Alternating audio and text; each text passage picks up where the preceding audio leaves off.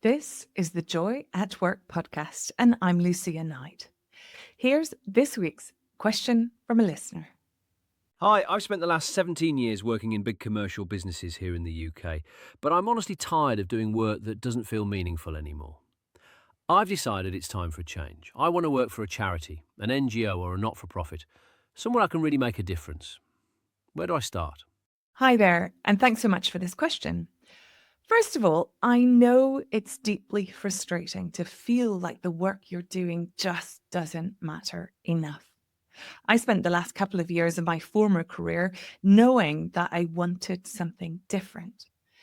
And it's often hard to put language around that, but I hear clients talking about it as a longing for more meaning or purpose or fulfillment. Sure, it's natural, especially around the midpoint of our career, to pause and ponder how to stop spending our valuable time on this earth and start investing our precious moments in the second half of our work life. And it sounds like our listener is in that very natural phase and has decided to work for a charity, NGO, or not for profit. That decision can be a powerful step towards more meaningful work. But before I make any suggestions, here's something I've discovered from my research and my daily work with people in your situation. And it might surprise you. Moving into a not for profit organisation won't automatically solve your feelings of dissatisfaction. It's definitely not a magic bullet towards joy at work. In a not for profit organisation, their mission might indeed be meaningful, yeah, but your daily experience of the work still depends on a lot of other things: the culture, the leadership, their resources, the talented people on the ground, and probably most importantly, whether the role itself allows you to use your unique superpowers in a way that feels energizing, sustainable, and enjoyable to you. It's so easy to assume that doing good work guarantees feeling good about the work. But if I've learned anything in my work as a psychologist specializing in work happiness, it's that joy at work doesn't come from where you work as much as how your work connects with who you are. Let me say that again. Your joy at work comes from how your work connects with who you are.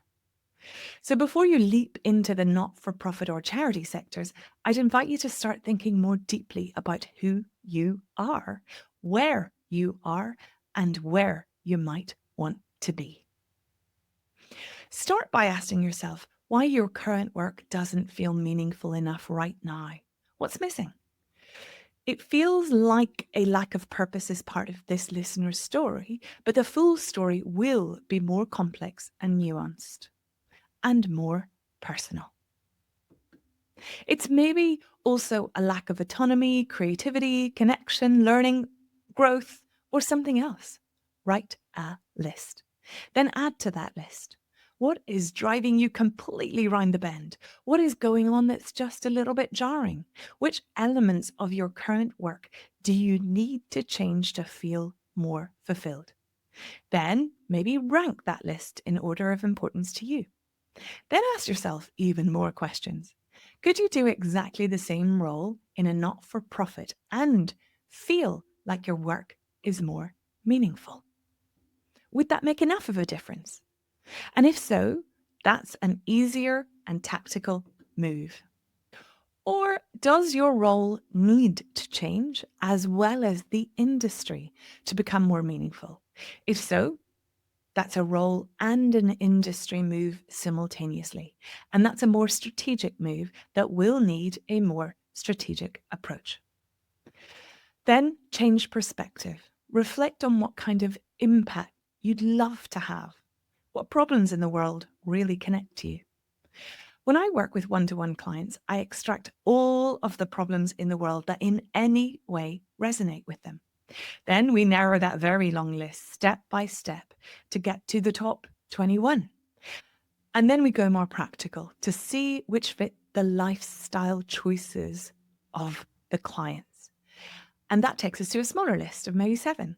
And then we do something that I've never heard anyone else in the world do.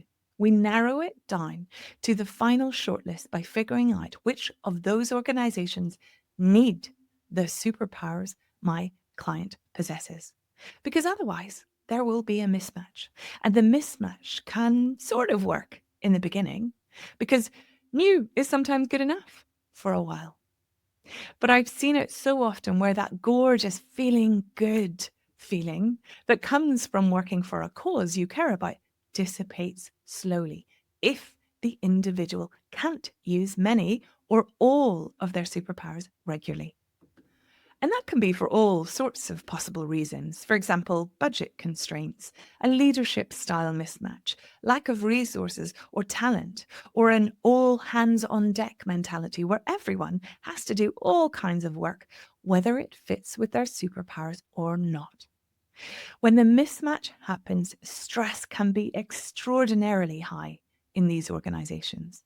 These mismatches don't take long to erode energy and that initial feel good feeling. So, doing that kind of thinking before any action taking is important.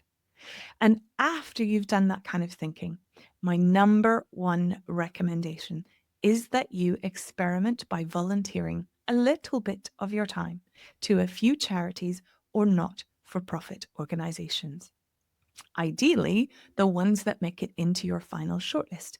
But honestly, offering a little bit of your time to see inside the operations of any of these organizations will be eye opening.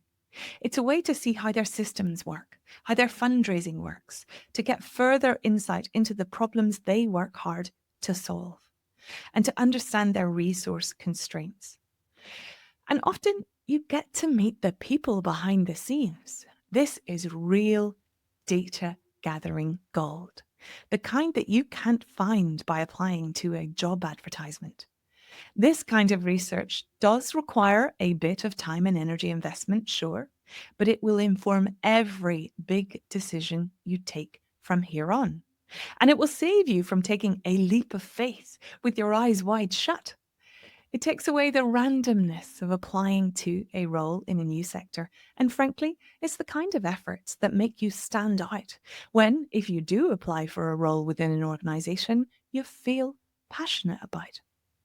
I hope that answers our listener's question. And if someone you care about is talking about making a big move into the charitable or not for profit sectors, forward them this episode. I'll also include a link in the show notes to a worksheet called Questions to Ask If You're Feeling Career Stuck.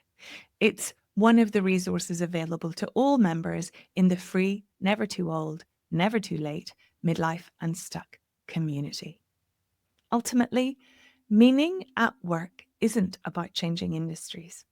It's about using your unique superpowers daily, finding ways to solve problems for others that you care about, and then designing your practical work life so that you can have the resources to live the real life you want for yourself and your family.